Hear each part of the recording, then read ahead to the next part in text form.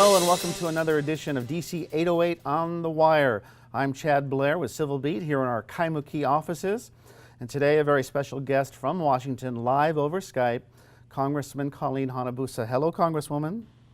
Aloha, Chad. I want to talk about the most pressing issue that I know you know is going on all over DC right now and affects the country and people here at home. What's the latest on the fiscal cliff? Are we getting any closer to some sort of deal between the Democrats and the Republicans, the Congress and the President?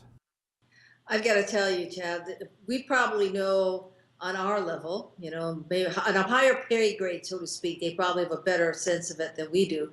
We're probably hearing many of the same things that you are. We're getting our information from the press. So there's a lot of speculation as to where we are or where we are not.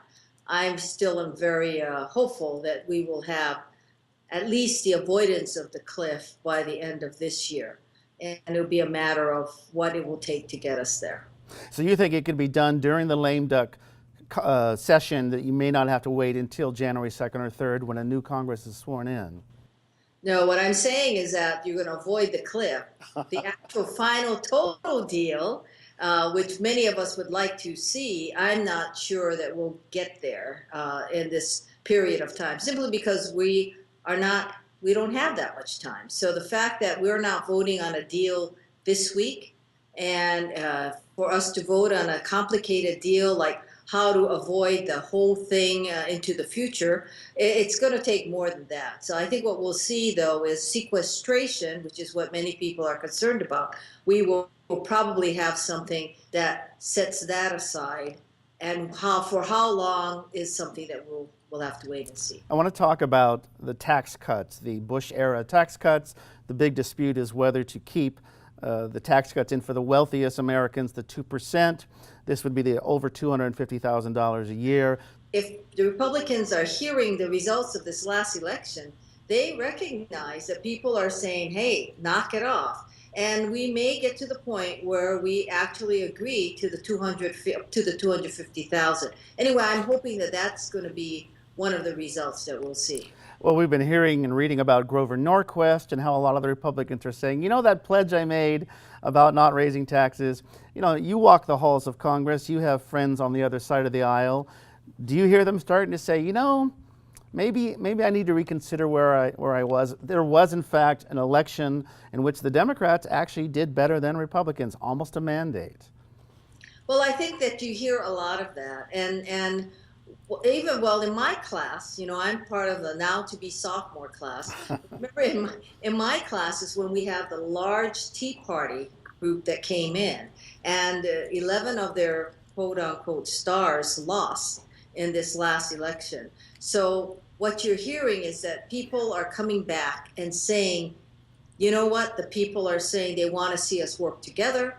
And these are one of the issues. And they know that all the polling indicates there's no real empathy for keeping the tax cuts in place for those earning above the $250,000. You mentioned military spending. That's the other big chunk in sequestration. There's the increasing of the taxes, but the other is the defense cuts that go into place. Hawaii, very dependent. We are the Pacific Command here.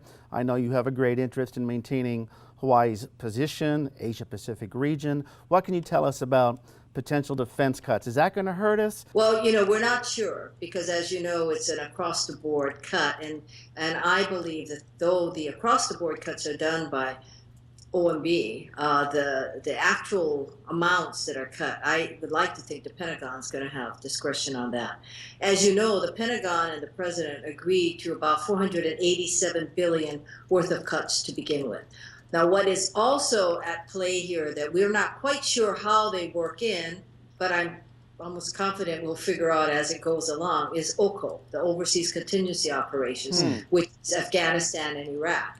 And that's going to be on a decline as we withdraw. And of course, as you know, many of us are asking for an earlier withdrawal. So that's also going to play into this too. But I think that the way what we're going to find is that Hawaii is really part of the pivot, the major pivot. And because the focus is to Asia Pacific, I would like to think that we will have some impact, but it wouldn't be a catastrophic kind of impact upon Hawaii. We ran a story this week about how some Democrats locally are concerned about Senator Inouye, whether he'll continue in office. Of course, to a person, they very much want him to recognize his importance to the state of Hawaii.